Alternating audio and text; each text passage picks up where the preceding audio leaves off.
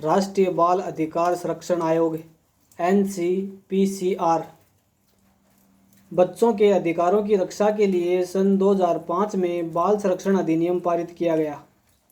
इसमें कुछ कमियां थीं। इन कमियों को दूर करने के लिए बाल संरक्षण संशोधन अधिनियम 2006 को पारित किया गया। राष्ट्रीय बाल अधिकार संरक्षण आयोग की संरचना, इसमें कुल 7 सदस्य होते हैं, अध्यक्ष प्लस 6 सदस्य अन्य। इन 6 सदस्यों में कम से कम 2 महिला सदस्य होना अनिवार्य है तथा राष्ट्रीय बाल संरक्षण आयोग की चेयरमैन या अध्यक्ष केवल महिला ही हो सकती है। प्रथम बाल आयोग की स्थापना 27 फरवरी 2007 को की गई। प्रथम बाल आयोग के प्रथम अध्यक्ष थे शांता सिन्हा।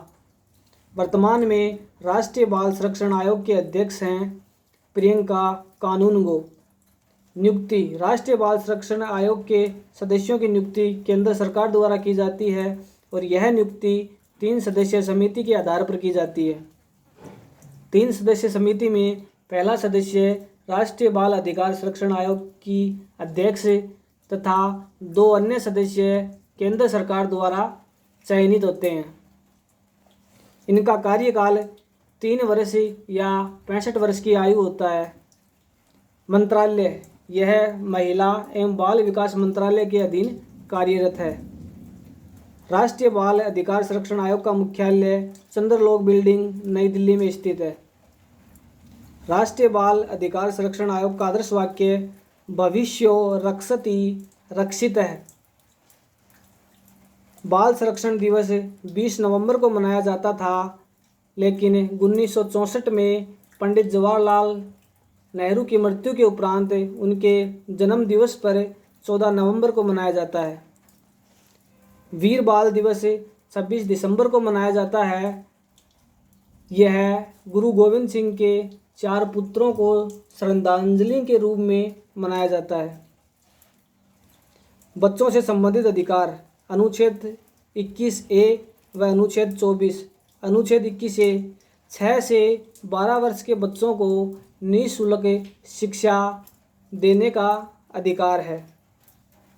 अनुच्छेद 24 14 वर्ष से कम आयु के बच्चों को किसी भी फैक्ट्री या शॉप पर कार्य करने पर प्रतिबंध है। कर्मचारी चयन बोर्ड, स्टाफ सिलेक्शन कमीशन गठन 1 जुलाई 1978। प्रारंभ में इसका नाम अधीनस्थ कर्मचारी सेवा आयोग था। मुख्यालय दिल्ली। कर्मचारी चयन आयोग में एक अध्यक्ष प्लस सचिव प्लस 2 सदस्य प्लस परीक्षा नियंत्रक सम्मिलित होते हैं। वर्तमान में इसके अध्यक्ष हैं S किशोर।